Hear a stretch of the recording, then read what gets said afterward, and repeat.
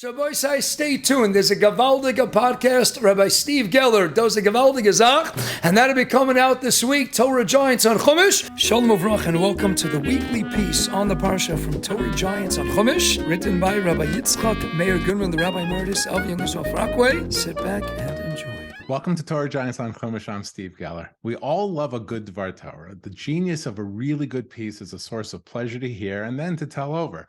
But this isn't the essence of our Holy Torah. The Torah is a guide to the people we're supposed to be, the actions we're supposed to do, and an image of the world we're supposed to improve. So in every D'var Torah, there are lessons we can use to reshape ourselves, or as a beloved rabbi of mine in Truro, Rav Daniel Weiss, used to say, put it in your suitcase and bring it with you wherever you go. This week, Rabbi Goodman brings us such a piece. It's an incredibly beautiful insight by Rav Aaron Levine about the nature and wondrous opportunity of achieving sanctity in this world. This message is foundational. It will change how you see the world around you and the opportunities open to all of us to raise ourselves spiritually beyond even what we thought was possible. In our Parsha, the Nazir shall separate himself from wine, neither shall he drink any liquor of grapes or eat moist or dried grapes. The Gemara in Nazir records an opinion, and it is the halacha, that there is no partial naziros. If one declares that he wishes to be a Nazir regarding wine, all the laws and prohibitions are automatically included in this vow. The partial sanctity that he pledged becomes a total one. In a wide-ranging discussion and explanation of this unusual law, Rav Aaron Levine compares it to a rule in the Masechta Kedushin. If one sanctifies a limb of an animal that's crucial for its existence, the entire animal is declared holy. The sanctity extends over all of it. After a lengthy halachic analysis of various ramifications of this concept, Rav Levine offers an interesting analogy. Sanctity is like a great illuminating light. When a beam of light is directed at an object, its rays also light up the entire area around it.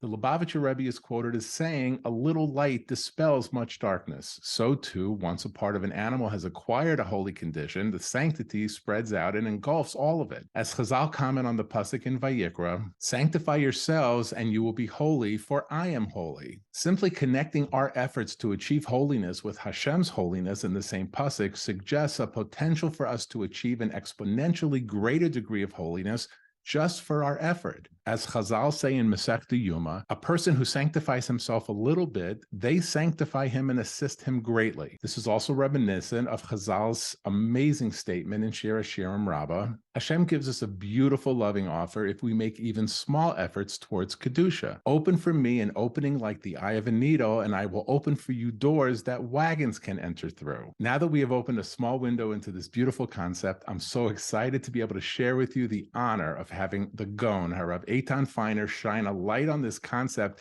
illuminating the entire idea of this beautiful statement by Chazal. Shalom Uvracha, Bruchim Abom, yet again to the unbelievable listeners to the Heilige Rav Steve's wonderful podcast, of course based on Rabbi Goodman Shlita's Torah Giants on Chumash. Small little nakuda, but Rabbi side, that's all we need is a small little nakuda. Why?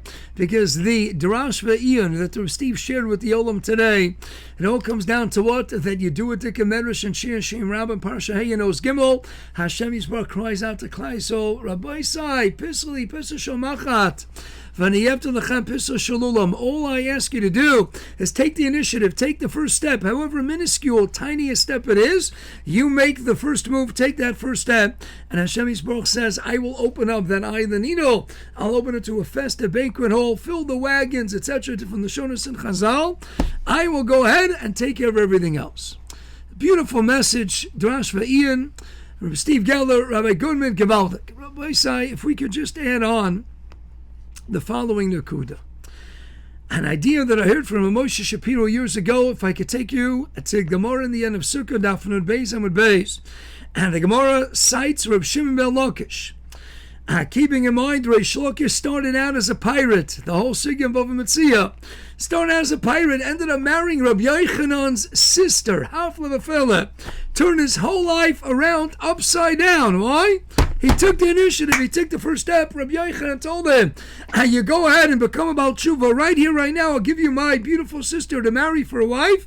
turned his whole life around. One day he became one of the greatest Amoraim, the saintly, pious, and devout Reb Shimon ben Lakish Reish Lakish.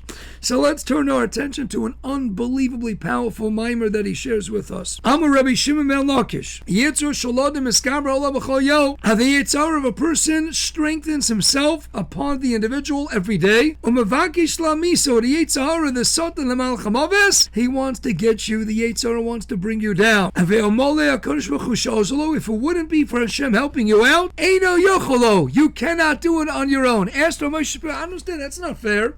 Hashem, I got an angel on my right shoulder called the Yitzhar Tov. I got this wicked, nefarious guy called the Yitzhar Hara. He's sitting on my left shoulder. So you would think, what? If I didn't have this Gemara, asked Moshe Shapiro, I would say it's 50-50. Let them fight it out, right? Sometimes you win and sometimes you lose. And that's how I would walk away from the Gemara and Bracha stuff. Hey, I'm an Aleph. I got him telling me to learn Torah.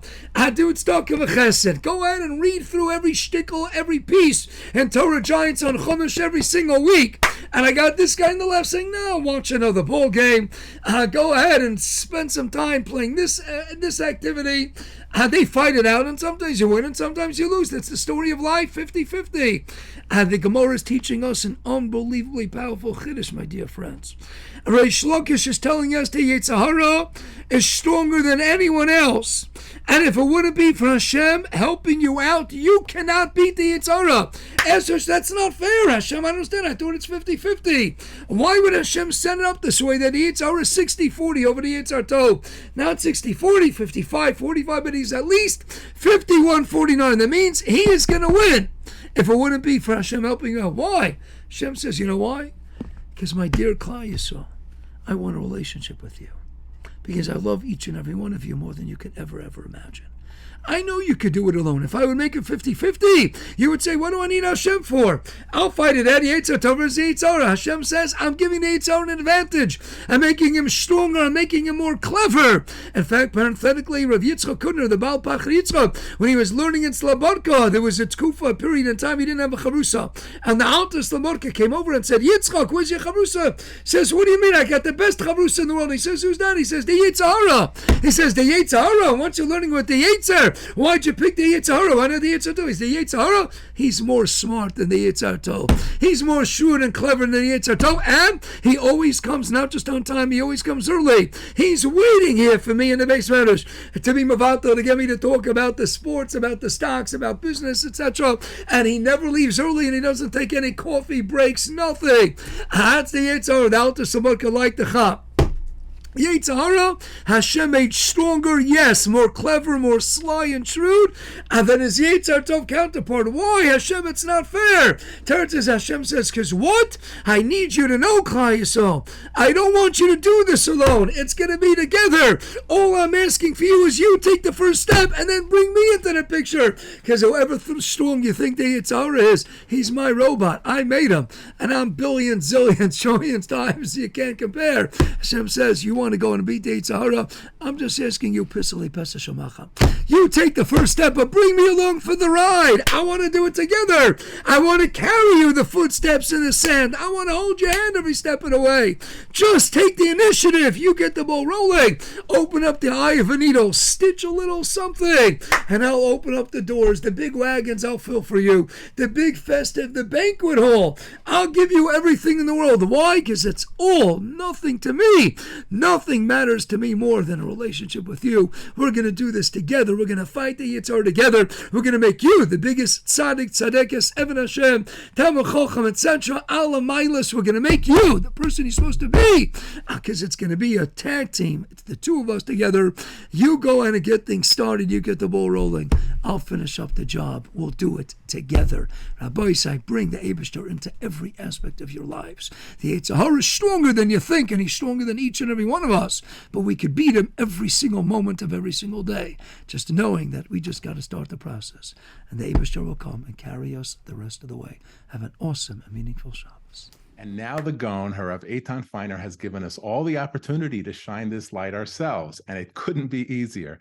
It takes a second to like this video, make sure you've subscribed to the channel, and hit that share button to copy the link into text and social media posts to friends and family.